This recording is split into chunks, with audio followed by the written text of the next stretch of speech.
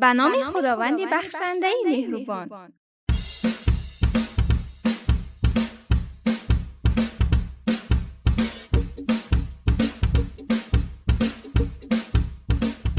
به نام خداوند بخشنده مهربان. سلام علیکم بچه های عزیز، خوبه؟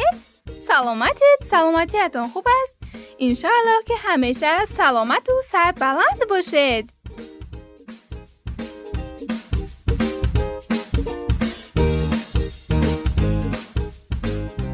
اینجا رادیو مهر صدای کودک. شهنازه قصه‌گو همراه دوستی عزیزی شما شکرانه جان با یک داستانی آموزنده دیگر به نزد شما آمدیم. سلام علیکم و دوستان خوبم.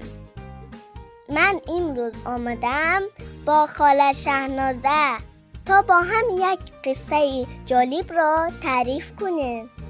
من خیلی خوشحالم که به نزد شما آمدم. خوش آمدید بچه های عزیز و مخصوصا به شکرانه جان. خوش آمدید شکرانه جان. خاله شهنازه قصه رو شروع کنیم؟ بله البته.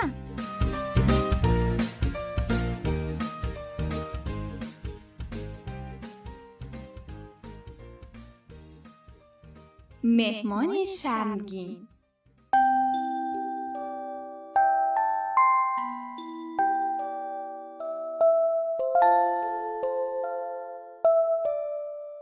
بود نبود در یک شهر کلان در یک خانه زیبا رستم با پدر و مادرش زندگی می کردند. این خانواده به این شهر نو آمده بودند و همسایه هایشان را خیلی هم نمی شناختند. یک روز یکی از همسایه‌اشان با پسری خردککش که تقریباً همسنی رستم بود به خانه آنها مهمان شدند، اما آن پسر بچه خیلی شرم می داشت و از شرم حتی سلام هم نکرد.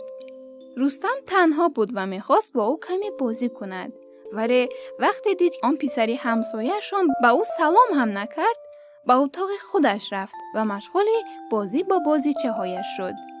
مادری رستم به نزد اتاق رستم آمد و با آرامی در اتاق رستم را زد. رستم گفت بیایید من بازی کرده ایستادم.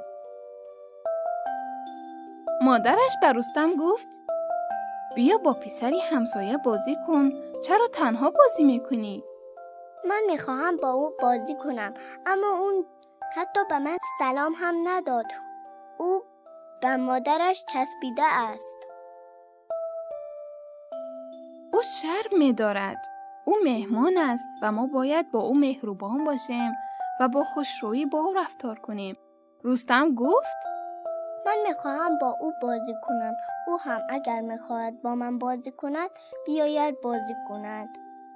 مادرم گفته بودند پیامبر فرمودند که اگر کسی به خانه شما آمد با خوشرویی از او حالش را بپرسید و اگر او شرمگین است یعنی خجالتی است با او گپ بزنید، با او صحبت کنید، شما با او حرف بزنید و کاری کنید که احساس غریبی نکند. حالا پسر جانم خیز و به نزد پسری همسایه برو و با او بازی کن. اگر دلت میخواهد بازیچه هایت را هم بیاور. رستم نمیدانست که کدام بازیچه اش را ببرد. بعد رستم گفت کدامشان را بیاورم؟ فکر میکنم اگر کاغذ و قلم های رنگیت را بیاوری هر دویتان میتوانید با هم رسم بکشید. رستم هم به گفته های مادرش گوش کرد و کاغذ و قلم های رنگیش را گرفته و پیش پسری همسایه رفت و با احترام اول سلام کرد و بعد نامش را پرسید. بچه ها نامی پسری همسایه سامان بود. رستم و سامان با همدیگر رسم کشیدند و با هم صحبت کردند و دوست شدند. رستم اتاقش را به سامان نشان داد و با بازیچه ها با هم بازی کردند. بچه ها می دانید سامان دیگر شرم نمی داشت و خیلی راحت با رستم و مادر او صحبت می کرد. مادری سامان با مادری رستم خداحافظی کرد و سامان را صدا کرد و گفت سامان جان بیا به خانه برویم.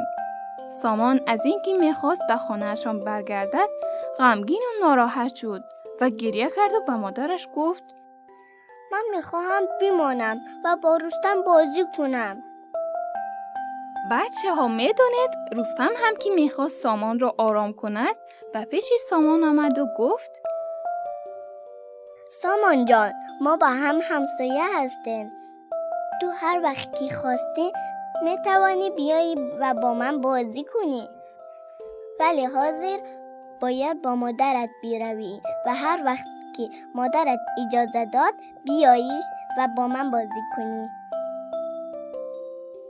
سامان هم خیلی خوشحال شد و دیگر گریه نمی کرد بچه ها. آفرین بر رستم که توانست دوستش را آرام کند و او را خوشحال به خانه‌شان گسیل کند. خدا حافظ سامان. دوباره به خانه امان بیا که با هم بازی کنیم.